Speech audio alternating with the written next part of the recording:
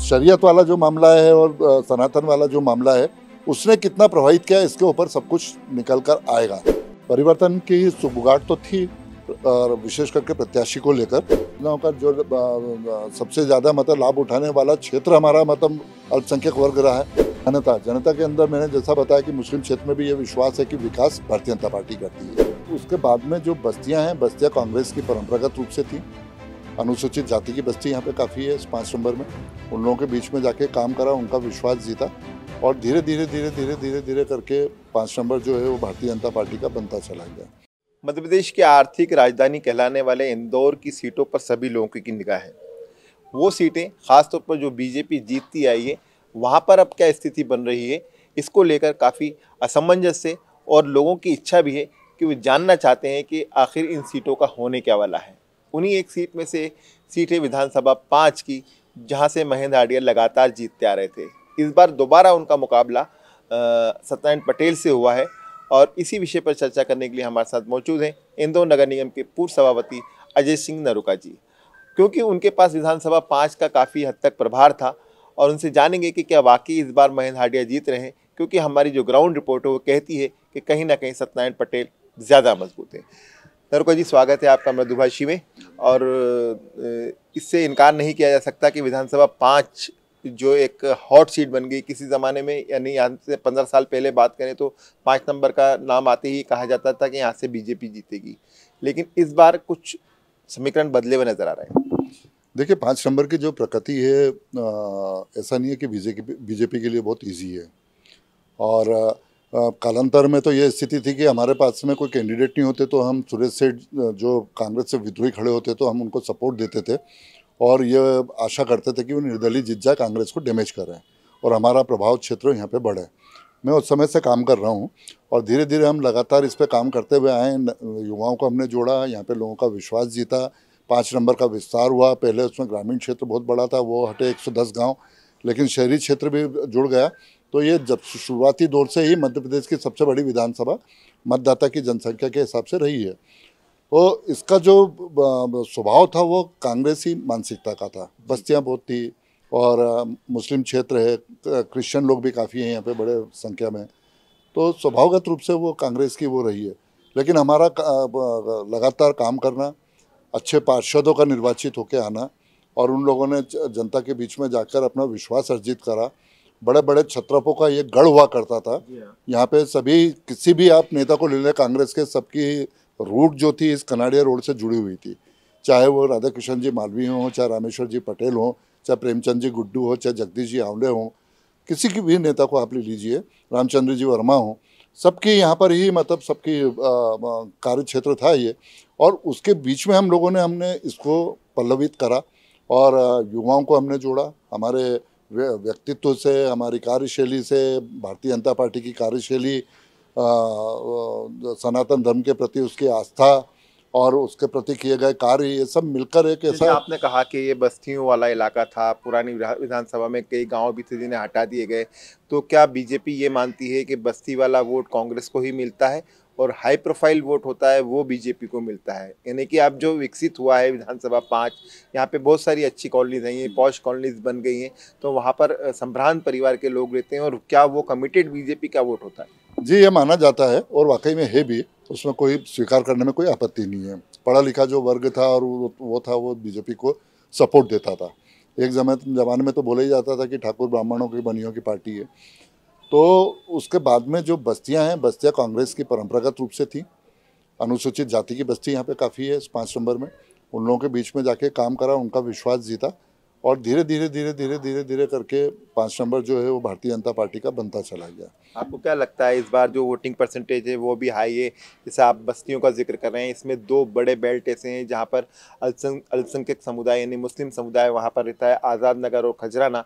यहाँ से क्या, वैसे तो हमने ये भी देखा है कि पिछले चुनाव में इन वार्डों से भी भाजपा को वोट मिले, क्या इस बार ऐसी उम्मीद है या यह फिर तख्ता पलट की ओर जा रहा है? देखिए, हमको आशा है और अल्पसंख्यक जो बंधुवर हैं वो भी भारतीय जनता पार्टी के साथ में, उनका जो पढ़ा लिखा वर्ग और जो समझदार हैं वो लोग आए हैं और वो मानते हैं कि भारतीय जनता पार्टी ने काम तो करा है। भाई, परिषद तो हमारी है लंबे समय से, अब इकबाल भाई हों, रुबीना इकबाल जी हों, चाहे उस्मान भाई हों, चाहे फौजिया शेख अलीम हों, इन लोगों ने इस परिषद के माध्यम से उनका अपना व्यक्तित्व तो रहा ही है, उसके साथ में उन्होंने भारतीय जनता पार्टी के लोगों से सहयोग भी लिया और उनको भरपूर सहयोग मिला। विकास कार्य उन मुस्लिम क्षेत्रों में खूब हुए हैं और जैसा कि सभी दूर हुए वहाँ पर भी हुए हैं। शासकीय योजनाओं का लाभ भी उनको मिला है। शासकीय योजनाओं का जो सबसे ज़्यादा मतलब लाभ उठाने वाला क्षेत्र हमारा मतलब अल्पसंख्यक वर्ग रहा है। तो मन में उनके भी ये भाव तो आया है कि भाई भारतीय जनता पार्टी काम कम करने के मामले में तो वो है। अब एक विषय के मामले में तो वो स्पष्ट है कि कार्य के मामले में भारतीय जनता पार्टी के साथ में, विकास के मामले में, लेकिन जहाँ तक धर्म का मामला आ जाता है, सनातन का और शरीयत का, तो उसमें वो जरूर विचलन आता है, उस चीज़ में जरूर विचलन आता है, नो डाउट। उस समय वो उनका ध्रुवीकरण हो जाता है। तो इससे खामियाजा होता नजर आ रहा है कि आपको, क्योंकि पिछली बार महेंद्र हांडिया जी बहुत कम वोटों से जीते थे, मात्र 1100 वोटों से जीते थे, और इस बार कुछ जैसे मैंने मूसाखेड़ी का भी दौरा किया है, खजराने का भी किया है, आज़ाद नगर का भी किया है और विधानसभा तिलक नगर का भी किया है, तो यहाँ पर मिली जुली एक बात निकल कर आती है। लेकिन एक बात ये भी निकल कर आती है, ये कहा जाता है कि अब परिवर्तन होगा। जी, परिवर्तन की सुगबुगाहट तो थी, विशेष करके प्रत्याशी को लेकर, लेकिन जब पार्टी ने टिकट दे दिया और लोगों ने भी ये मानसिकता बना ली कि अब जिस भी स्थिति में है प्रत्याशी हमारे हांडिया जी हैं, तो इनको अपने को जिताना है। और इन लोग ये जो जितने भारतीय जनता पार्टी के कार्यकर्ता थे, चूँकि संगठन बहुत मजबूत है, भारतीय जनता पार्टी का बहुत ज़्यादा मजबूत है, नीचे स्तर पर लगातार काम होते आया है और पन्ना प्रमुख तक, सहपन्ना प्रमुख तक की व्यवस्था है, तो उन सब चीज़ों को साथ में लेकर भारतीय जनता पार्टी का संगठन और जनता के अंदर, मैंने जैसा बताया कि मुस्लिम क्षेत्र में भी ये विश्वास है कि विकास भारतीय जनता पार्टी करती है। शरीयत वाला जो मामला है और सनातन वाला जो मामला है, उसने कितना प्रभावित किया इसके ऊपर सब कुछ निकल कर आएगा। लेकिन मैं जो सोचता हूँ कि लोग जो हैं अंततगोत्वा वो भारतीय जनता पार्टी के प्रति गए हैं, क्योंकि मामा जी की, शिवराज जी की जो योजना थी, वो योजना यहाँ पे बहुत पल्लवित हुई है, उसने विश्वास जीता है, महिलाओं का विश्वास बहुत अच्छी तरीके से मिला है। तो मैं समझता हूँ कि वो अंततगोत्वा भारतीय जनता पार्टी को ही जाएगा और हम लोग जीतेंगे इसमें। जैसे आपने स्वीकार किया कि टिकट के पहले बहुत सारी असमंजस की स्थिति थी और आप भी यहाँ से दौड़ में थे टिकट के कि विधानसभा 5 से आपको मौका दिया जाए। पिछली मरतबे आपने प्रयास किया था, संगठन ने नहीं दिया टिकट।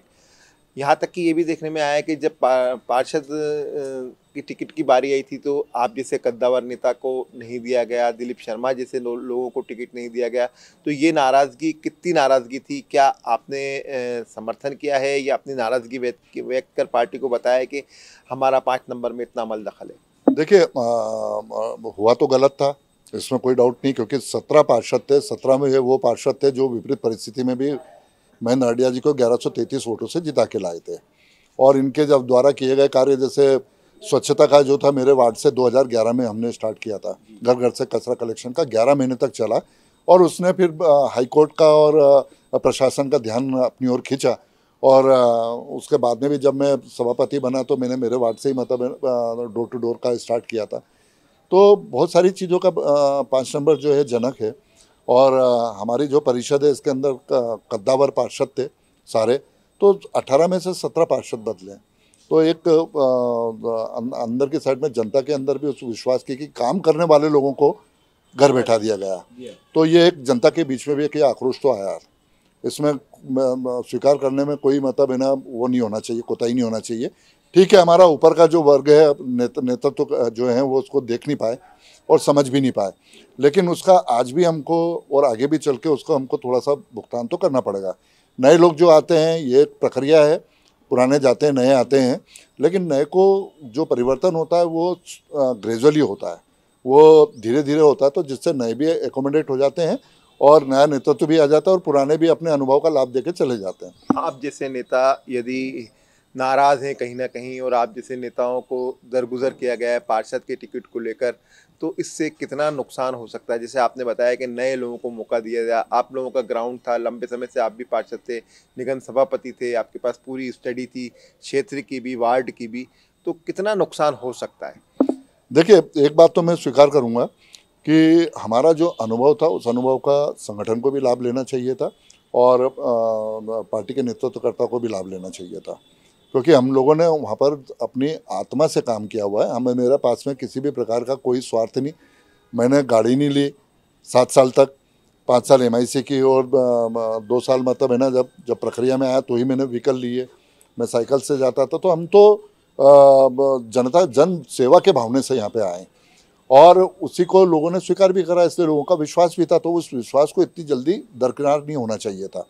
लेकिन इससे हमको कोई नाराज़ी नहीं है, क्योंकि मैं ये मानता हूँ करके कि ये एक प्रक्रिया है और मैं पहले से ही मतलब घोषित कर चुका था कि मैं अब चुनाव जो एक पार्षद को 2 कार्यकाल बहुत होते, मेरे 2 कार्यकाल हो गए थे।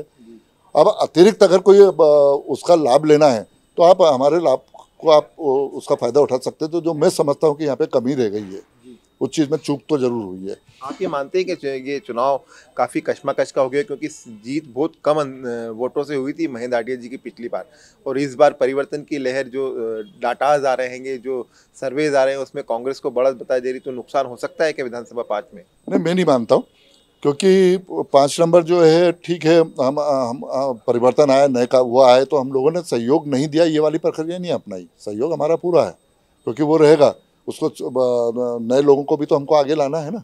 तो ये हमारी ड्यूटी भी बनती है कि हम नया नेतृत्व तैयार करें। हमने काम भी करा है, लोगों को हमने अपना विश्वास वापस से जागृत भी करा है। नेतृत्व की बात कैसे करें? ये तो महेंद्र हाटिया वापस से पुराना नेतृत्व ही आपके सामने आ रहा है ना। यही तो पार्टी को विचार करना चाहिए था कि नए लोगों को देना चाहिए। ये कार्यकाल बहुत होता है, मतलब और मैं आपको ये विश्वास दिलाता करके कि नया नेतृत्व रहता तो बहुत अच्छे वोटों से जीत के आता। अभी भी हाटिया जी जीतेंगे, मैं आपको ये पूरे विश्वास के साथ में बोलता हूँ कि हाटिया जी जीतेंगे। और काम भी होगा, क्योंकि मैंने तो ये सोच के रखा है करके कि विधायक कोई भी हो, है ना, अभी तो जो जनता ने दे दिया, अपना मत दे दिया, परिणाम ही बताएंगे। दोनों स्थिति के अंदर जनता के लिए मैं लड़ाई लड़ते रहूँगा और मेरी लड़ाई बदस्तूर जारी रहेगी और पूरे पुरजोर तरीके से जारी रहेगी, लॉजिक पे रहेगी, जनहित के लिए रहेगी और जन सेवा की भावना के साथ ही रहेगी। मात्र एक ही भाव रहेगा और वो जन सेवा का। मेरा अंतिम सवाल आपसे ये है कि ओवरऑल हम देखें, इंदौर की स्थिति देखें तो यहाँ पर 1 नंबर से कैलाश जी हैं, 2 नंबर से रमेश मेंदुला है, 3 नंबर से गोलू शुक्ला है, 5, ये आपकी पार्टी के लोगों की बात बता रहा हूँ मैं, 4 नंबर से मालिनी गौड़ है, 5 नंबर से महेंद्र हाटिया है, रहू से मधु वर्मा जी है, मनोज पटेल हैं और महू से उषा ठाकुर हैं। इन सब में से कितने लोग चुनाव जीत कर आ सकते हैं? क्या लगता है? कांग्रेस दावा करती है, कांग्रेस के शहर अध्यक्ष का कहना है कि 9 में से 7 सीटें वो जीत रहे हैं। देखिए, आकलन करने का अधिकार सबका है, लेकिन मेरा ये मानना है कि भारतीय जनता पार्टी ने जो अपने छत्रप लोगों को उतारा अलग अलग जगह पे, चंबल में नरेंद्र सिंह जी को, यहाँ पे कैलाश जी को, प्रहलाद पटेल जी को, इन सब जो छत्रपों को उतारा है ना, ये भारतीय जनता पार्टी की सरकार बनाने में सबसे महत्वपूर्ण भूमिका अदा करेगा। यही ट्रम्प कार्ड साबित होगा और निसंदेह भारतीय जनता पार्टी की सरकार बनेगी। 5 नंबर में हम चुनाव जीतेंगे और फिर से हम बाबा का पूरा हमको इस क्षेत्र के विकास के लिए सहयोग मिलेगा और वापस से हम इस स्थिति में रहेंगे कि अगली सरकार बना सकें। धन्यवाद। हमसे बात कर रहे थे अजय सिंह नरूका, जो निगम के पूर्व सभापति हैं, बीजेपी के वरिष्ठ नेता भी हैं, 5 नंबर में काफ़ी अमल दखल रखते हैं। सर्वे कुछ भी आ रहे हों, बाज़ार में कोई भी चर्चा चल रही हो, लेकिन उनका ये मानना है कि विधानसभा 5 से एक बार फिर से महेंद्र हाटिया चुनाव जीतने वाले हैं और वो जीतेंगे और फिर से विकास करेंगे। 3 दिसंबर को ये तय हो जाएगा कि अब की बार विधानसभा 5 का विधायक कौन होगा। जब तक के करना है हमें इंतज़ार। कैमरा पर्सन विशाल के साथ अरशद खान, मृदुभाषी, इंदौर।